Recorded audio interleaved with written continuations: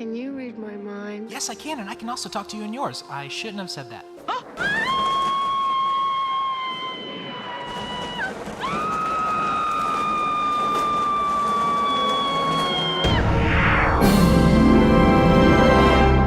Hi, I'm Clark Kent, and this is Cinema Rewind. We take a look at movies 5 years back and beyond. Today we're looking at the 1978 film, Superman, the movie. Directed by Richard Donner, starring Christopher Reeves, Margot Kidder, and Gene Hackman. This film is a landmark in the superhero genre. We've talked about the terrible fourth movie, but let's talk about the one that started it all. The plot. An alien orphan is sent from his dying planet to Earth, where he grows up to become his adopted home's first and greatest superhero. Here's the Cinema Rewind synopsis. I'm gonna read it off my phone. So Mama and Papa are in a bad spot and they're gonna die. They shoot the baby out into space before the planet explodes.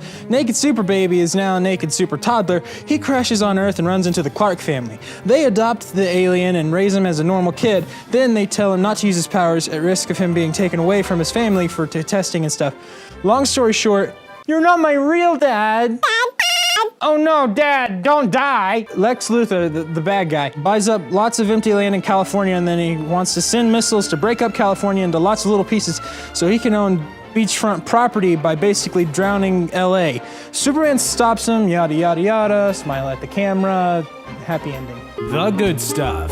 The story and the mythos was there. All they had to do was figure out how to do it. Remember, this is only a year after Star Wars, so this tech was new and very expensive, and they pulled it off. There were a lot of scenes that have better green screen effects than me, nearly 40 years later. Their tagline was, "You'll believe a man can fly," and you do. The music by John Williams is, as always, magnificent. And Christopher Reeve is the epitome of Superman. And also, your favorite 80s movie? The crew probably worked on it. Look up the crew for this movie sometime and you'll see they worked on a lot of great films. The pitfalls. Some of the acting is a little over the top.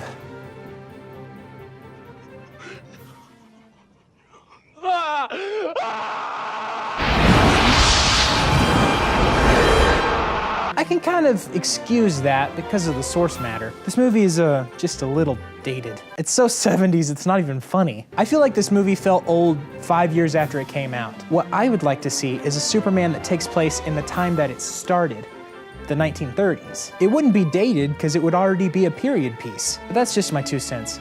As mentioned in the cold open, there's this poem thing in the middle of the movie that Lois Lane says about Superman, and they're like flying. It's super cringy. Makes me uncomfortable. Can you read my mind? Do you know what it is that you do to me? I don't know who you are. Just a friend from another star. Here I am, like a kid out of school, holding hands with a god. In conclusion. Although it doesn't really hold up aesthetically, I would say it's the best Superman ever made. It has a charm that can't be beat. It's pivotal in cinema history. I'm Mason, I like movies, and I'll see you next time on